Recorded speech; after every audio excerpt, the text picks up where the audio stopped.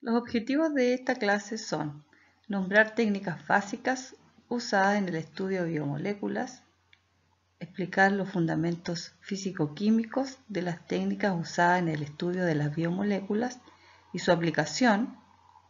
Particularmente vamos a revisar lo que es la homogeneización celular, centrifugación diferencial y centrifugación zonal, cromatografía, los distintos tipos que nos van a permitir separar proteínas e identificar algunas biomoléculas, y vamos a ver la electroforesis en gel de poliacrilamida en condiciones denaturante y electroforesis en 2 dimensiones.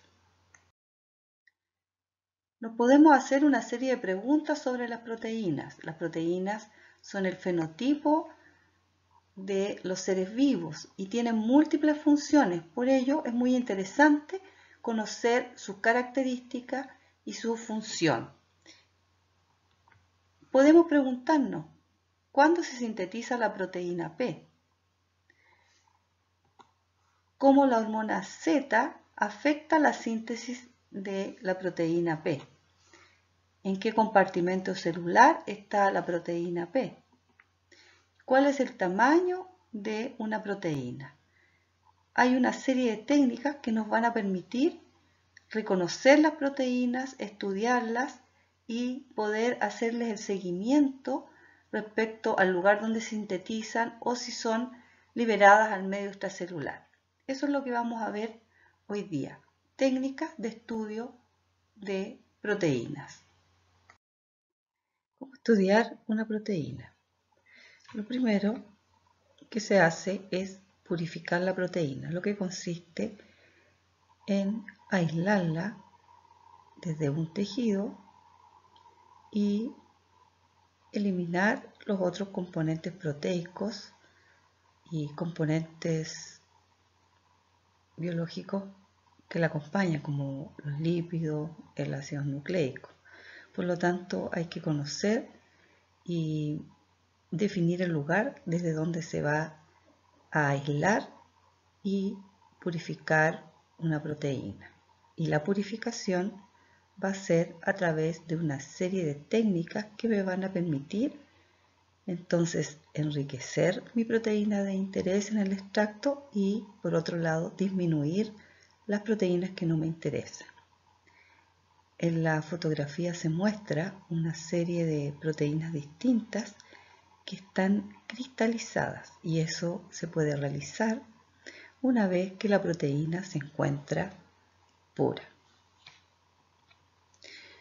Que yo tenga la proteína pura me va a permitir entonces caracterizar la proteína. Podemos caracterizar, por ejemplo, una proteína y determinar su tamaño molecular. Las proteínas van a tener diferentes tamaños moleculares. Podemos determinar, una vez que tenemos a la proteína pura, podemos determinar su punto isoeléctrico. Podemos determinar su estructura primaria, o sea, su secuencia aminoacídica en la cadena polipeptídica. Podemos determinar los grupos químicos que ella posea. Y gracias a la caracterización también podemos detectar la proteína de interés. Por supuesto que en cada etapa de purificación debemos ir detectando que la proteína esté cada vez más pura y para eso podemos, por ejemplo, detectar la proteína si es una enzima midiendo su actividad enzimática o bien a través de anticuerpos detectar ciertos grupos químicos específicos de la proteína. Primeramente vamos a definir de dónde se obtiene la proteína. Puede ser desde un tejido, músculo, hígado, piel, de un cultivo bacteriano, de un trozo de vegetal, de las hojas o del tallo, y posteriormente lo que se hace es destruir las células del tejido, de tal forma de obtener la totalidad de los componentes celulares para proseguir con las etapas de purificación. Existen técnicas para la ruptura celular y destrucción de tejidos, como la utilización de morteros, como el que se muestra en la fotografía, juguera, ¿no es cierto?, que a través de cuchillas van rompiendo en pequeños pedazos el tejido. También hay algunos agentes químicos, físicos y enzimáticos. Por ejemplo, el congelamiento con nitrógeno líquido y posterior ruptura a través de un mortero. De esta forma se fractura la integridad celular y se va entonces obteniendo los distintos componentes celulares, membranas, núcleo, citoplasma, todo en una mezcla, pero ya no hay integridad celular. Y lo otro que también se usa son algunas frecuencias ultrasónicas, generan también la disgregación celular. Una vez que tenemos el homogenizado celular, podemos separar las fracciones celulares. Esto es, por ejemplo, separar las fracciones de membrana junto con el núcleo de lo que es la fracción citoplasmática, que sería una fracción soluble que contendría las proteínas solubles. Esto se puede hacer utilizando la centrifugación, que es una técnica que es capaz de separar componentes con distintas densidades, gracias a que a través de esta técnica se aplica una fuerza de gravedad mayor que la normal. Las centrífugas pueden llegar a aplicar una fuerza gravitacional de más de 100.000 veces la fuerza gravitacional normal G. Esto lo hace, ¿no es cierto?, con distintos instrumentos que se diferencian tanto en la cantidad de material que pueden procesar como también por las velocidades o campos gravitacionales que pueden lograr a través de la rotación de la muestra en algún recipiente. Entonces tenemos la centrífuga clínica, por ejemplo, es la que se utiliza a nivel clínico para separar el suero sanguíneo, los glóbulos rojos.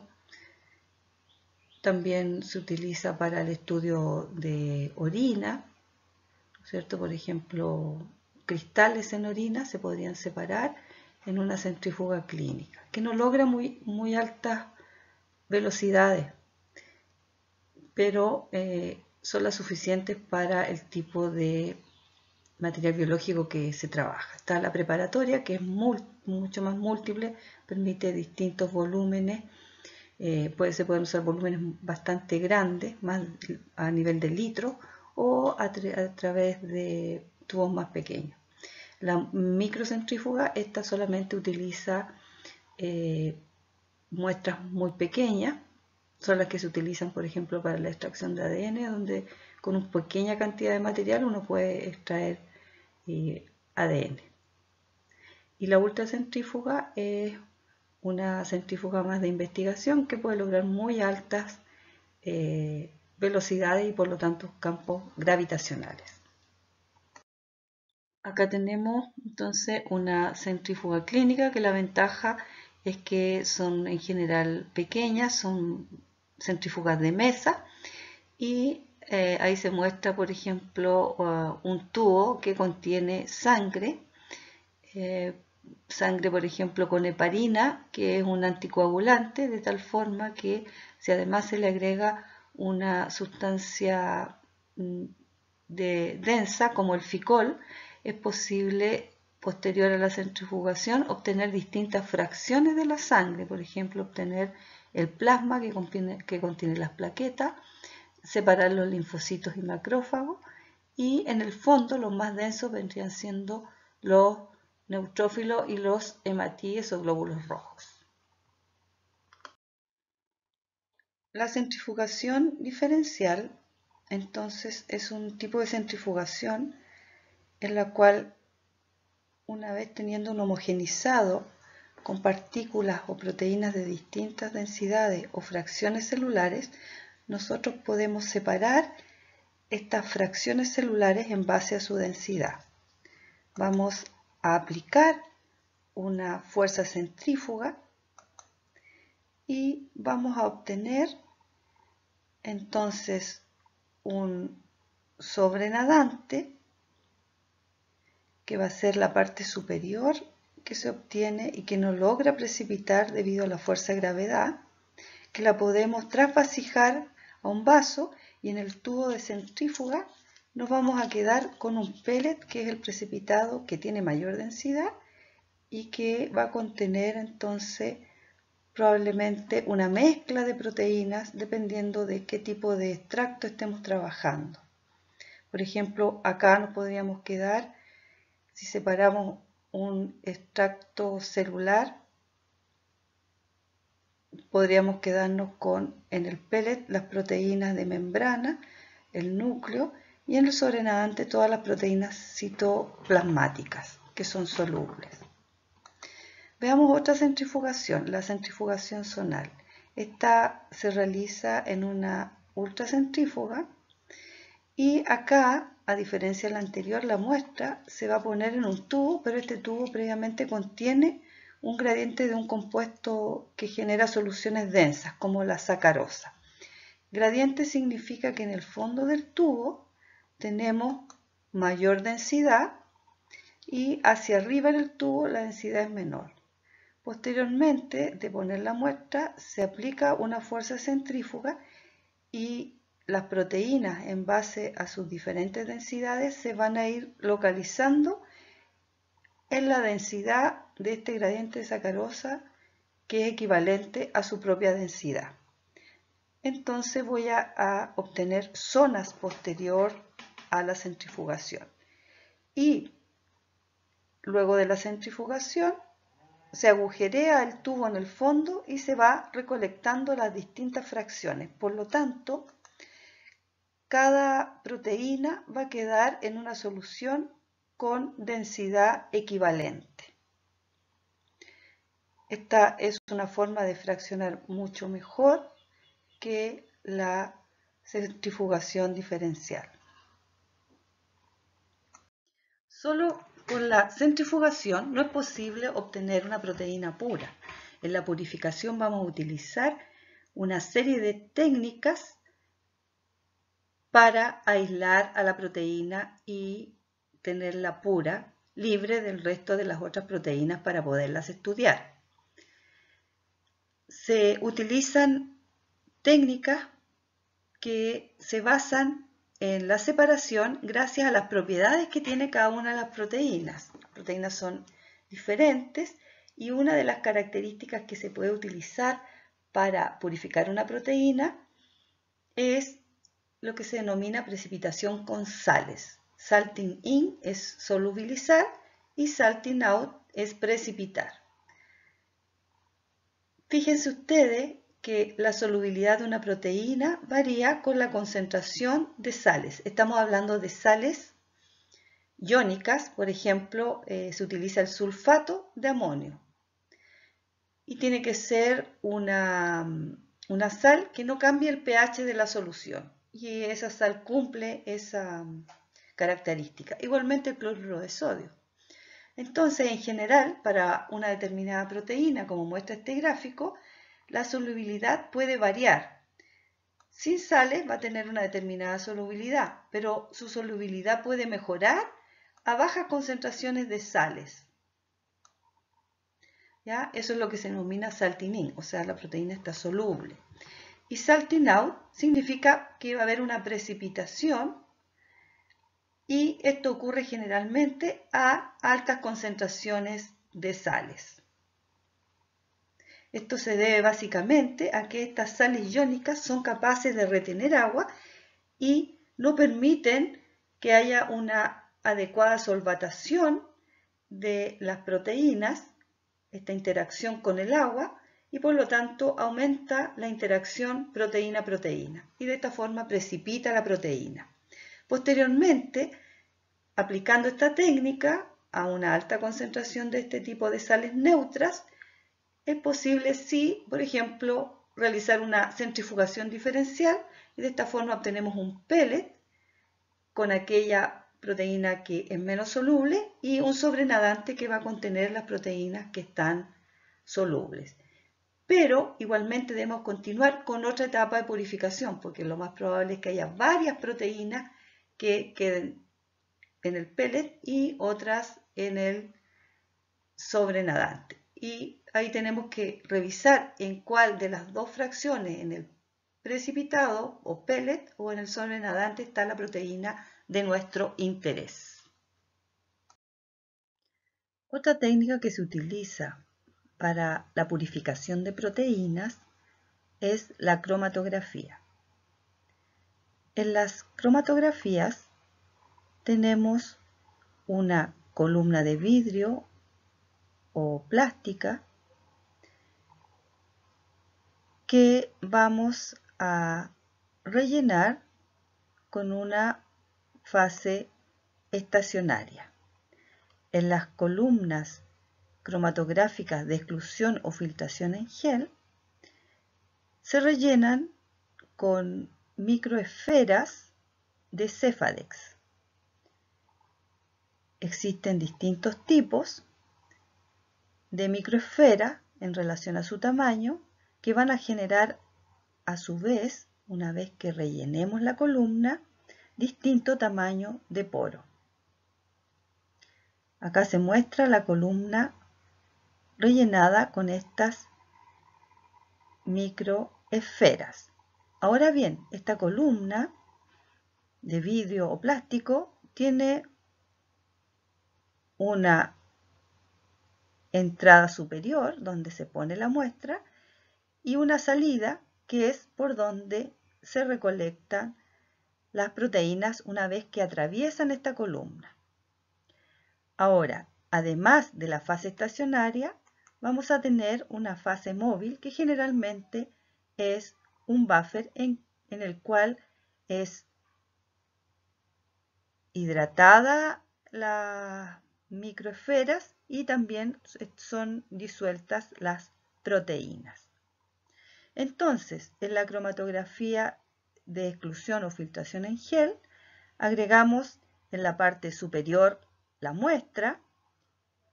El ejemplo tiene proteínas de gran tamaño y de pequeño tamaño.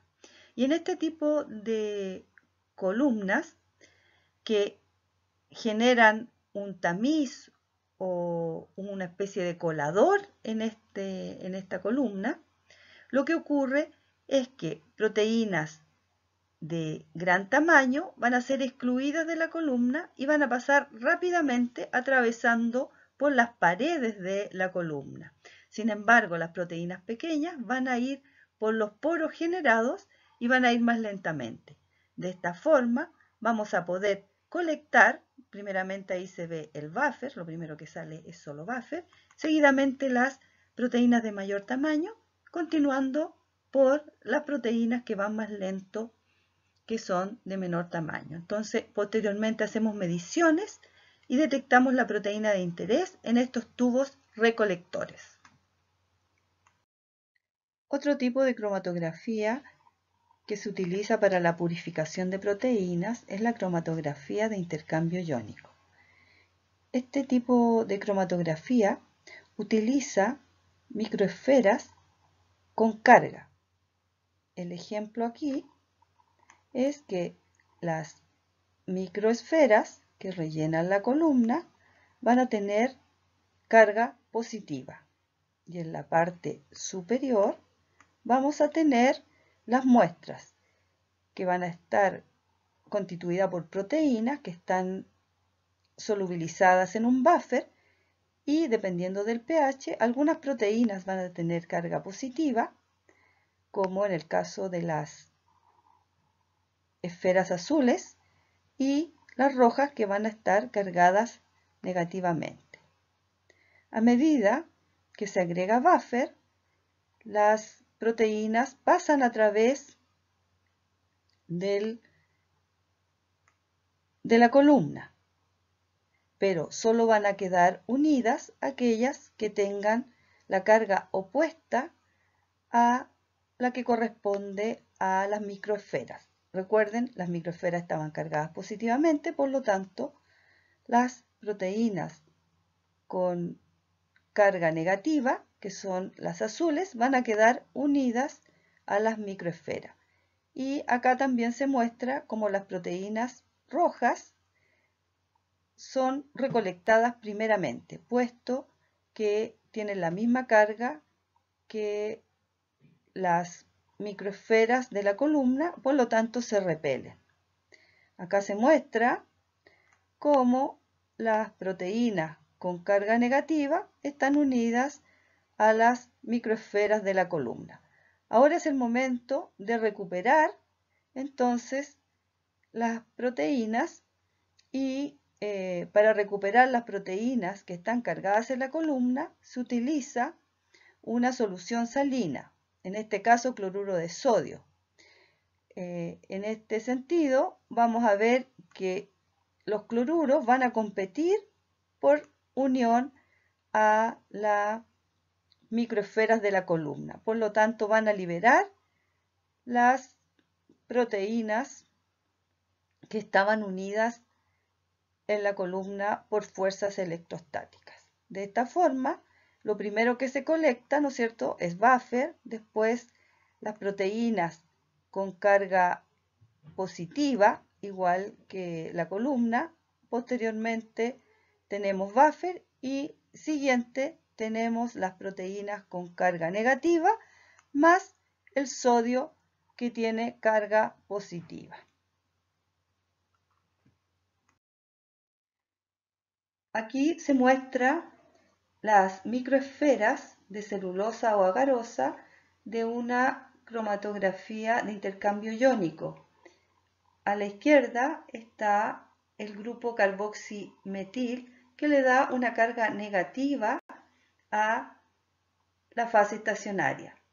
Pero si requerimos una carga positiva, el grupo dietilaminoetil le confiere una carga positiva a las microesferas en este tipo de cromatografía. Otro tipo de cromatografía es la cromatografía de afinidad. Este tipo de cromatografía puede contener en las microesferas unidos grupos prostéticos de las proteínas o el sustrato de una enzima o un anticuerpo que se une específicamente a una proteína reconociendo ciertos grupos químicos de la proteína. Por lo tanto, estas son de muy alta especificidad. El ejemplo muestra una fase estacionaria, o sea, las microesferas con un anticuerpo que se une específicamente a una proteína de color roja y no se une a la proteína de color azul. Entonces, lo primero que se hace es agregar entonces a esta columna la mezcla de proteínas, las azules con las rojas, disueltas en un buffer pH 7, que inicialmente también está embebido e hidratando la columna cromatográfica. Y como se puede ver, se colecta entonces primeramente la proteína azul, que es la que no se une al anticuerpo. Se continúa lavando con buffer de tal forma de eliminar todas las proteínas que no se unen al anticuerpo y asegurar que solamente quede la proteína que se une al anticuerpo en la columna.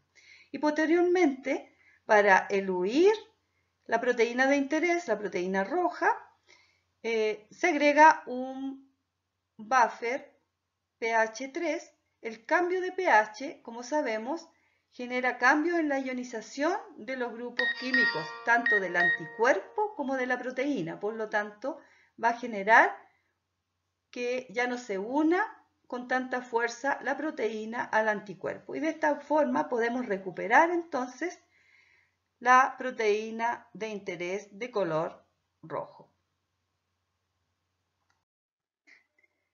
Otras aplicaciones de la cromatografía son, por ejemplo, la determinación de hemoglobina glicosilada en diabéticos y también la separación de sustancias en la orina. Bueno, en los diabéticos, la hemoglobina glicosilada es un índice de las cantidades de azúcar presentes en la sangre del diabético. Entonces los diabéticos que no están controlados tienen altas concentraciones de azúcar en la sangre y por lo tanto se glicosila en forma exagerada la hemoglobina. También otras aplicaciones son la separación de todo tipo de macromoléculas, por ejemplo aminoácidos, péptidos, ácidos nucleicos, puesto que esta es una técnica para separar macromoléculas. Veamos un ejemplo de purificación de una enzima proveniente de veneno de serpiente, la L-aminoácido oxidasa. Partiendo entonces del veneno, que es un extracto crudo, donde la enzima no está purificada, lo que equivale a un valor de 1, y tiene una actividad, ¿no es cierto?, los micromoles de producto que transforma por minuto igual a 0,19 por miligramo de proteína del veneno. Posterior a una purificación por 2 columnas, y estas columnas son columnas de exclusión o cromatografía en gel.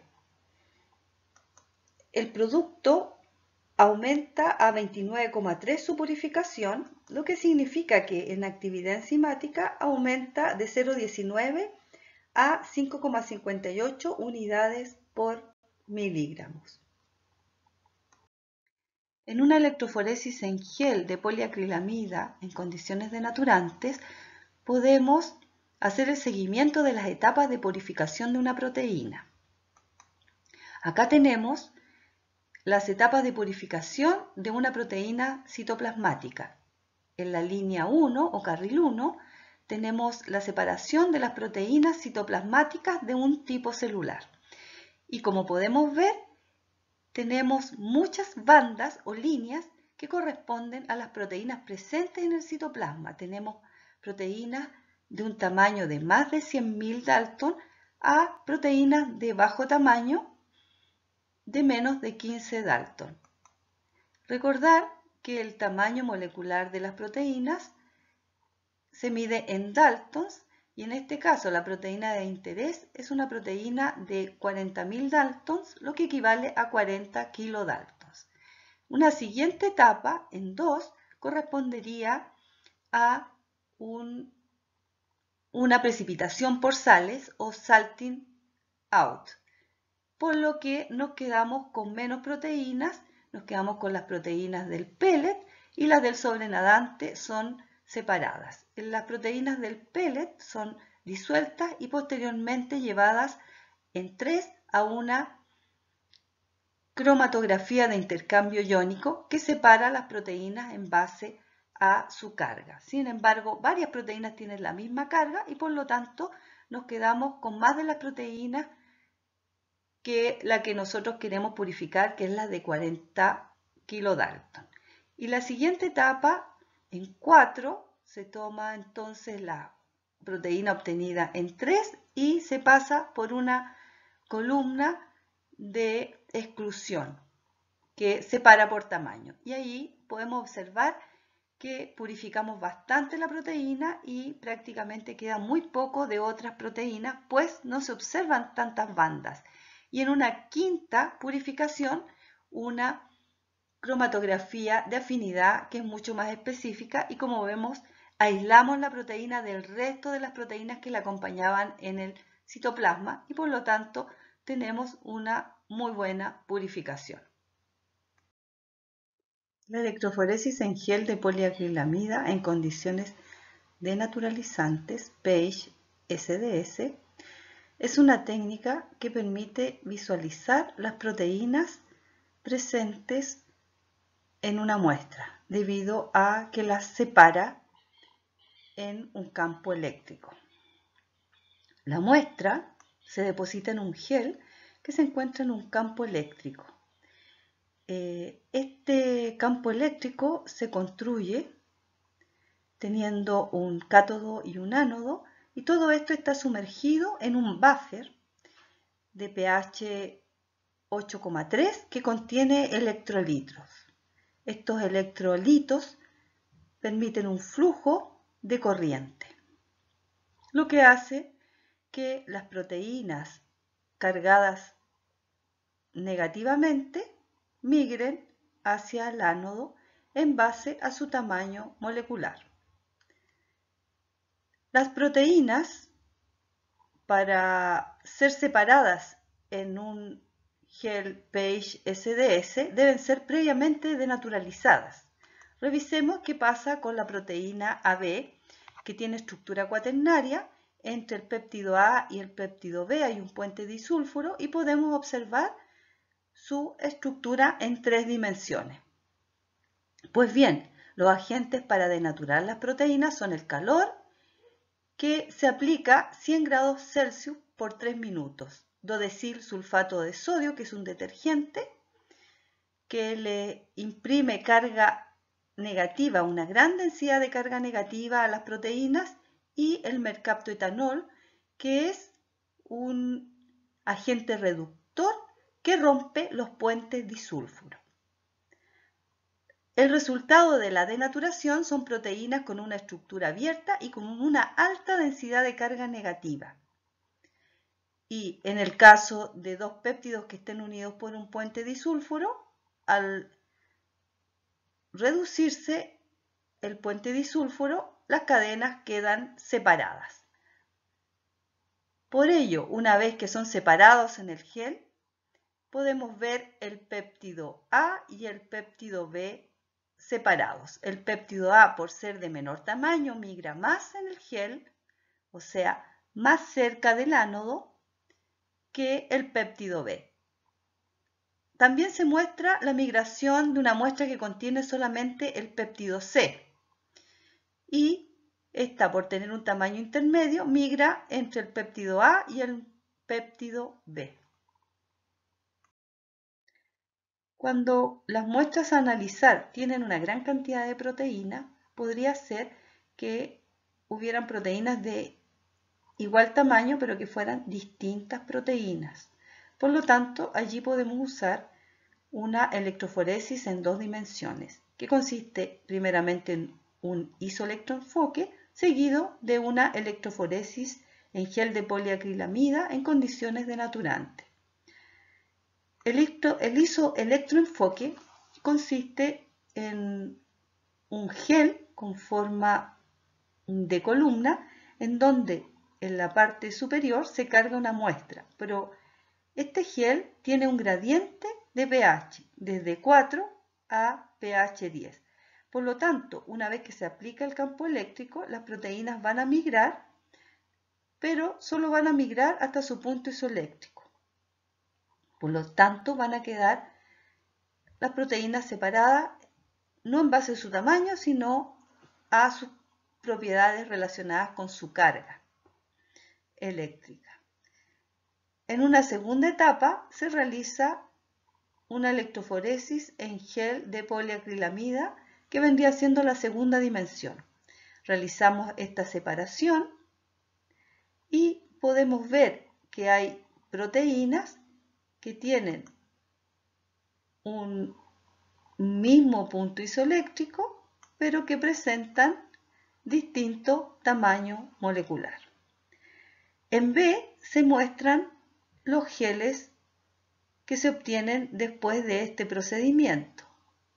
La cantidad de proteínas es muy alta y cada punto o spot correspondería teóricamente a una proteína diferente.